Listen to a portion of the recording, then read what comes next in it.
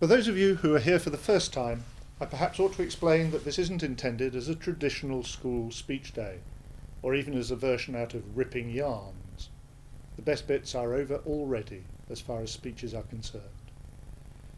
You'll be pleased to know that we would rather you spent the day seeing students in action and engaging with them and their work than listen to me. However, there's always a however, isn't there? I do want to take this opportunity to bring you up to date with the development programme and the fundraising successes of the Bootham School Trust. What is the scope of the work we have embarked on? Principally, we are renovating and restoring the historic townhouses which line Bootham and are the heart of the school. These will be used primarily for boarding and administration because the rooms are of a domestic scale. This will enable us to have a reconfigured Fox House for about 50 boys and 2 resident staff. Roundtree, the girls' boarding house, will be reconfigured, although to a lesser extent. Most of the administration, the bursary, finance, development and admissions, will be housed in number 43 Bootham. These are functions which will fit pretty well into the relatively small rooms in these buildings.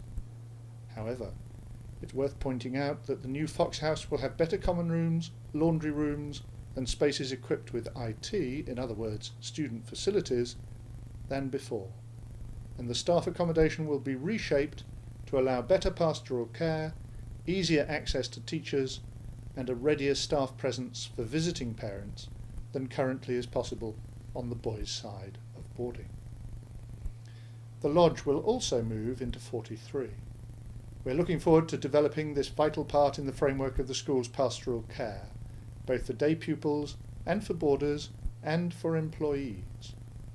Without giving the game entirely away, I can say that the inspectors found that relationships between staff and students are as you know them to be, and we want the physical resources, the buildings at Bootham, to help rather than hinder these.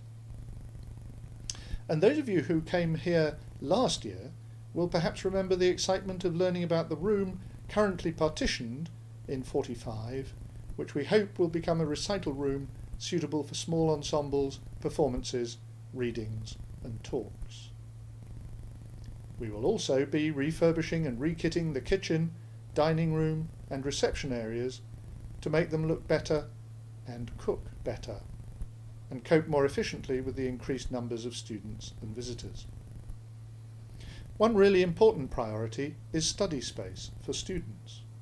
The library is a delightful room, and the recent addition of the fiction library next door works very well. However, it has limited accommodation for students wishing to study.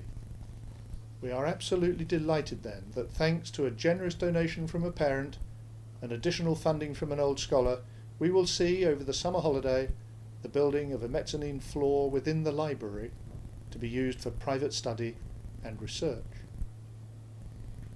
The JB, as it is affectionately known, was built as a dual-purpose hall plus library as part of the big building programme of 1900-1901 after much of the school was burnt down as a result of a student leaving some snails heating over a Bunsen burner in a science experiment.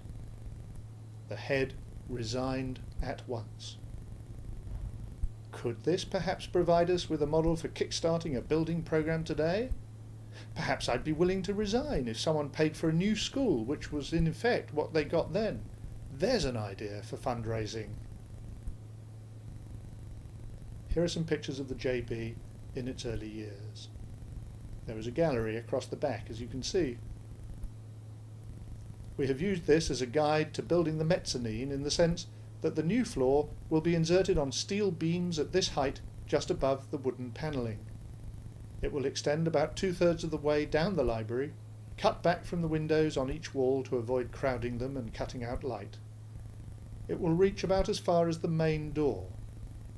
This work will cost just over £160,000 plus VAT and will be completed in a 9-week period this summer.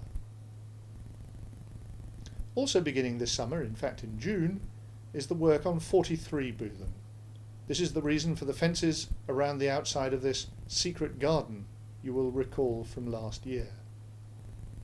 Because the building is currently unoccupied, work will not disrupt us too much, except in the comings and goings of workmen, equipment and materials.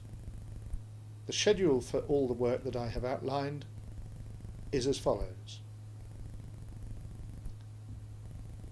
So we are really beginning now the programme of renovation and refurbishment I outlined last summer, and which we have been planning and costing in the intervening period.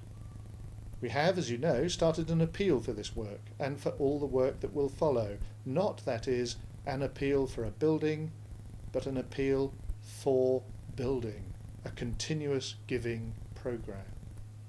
And I want to say a huge thank you to all of you who have contributed. Since the launch of the appeal last September, the fund has received donations in excess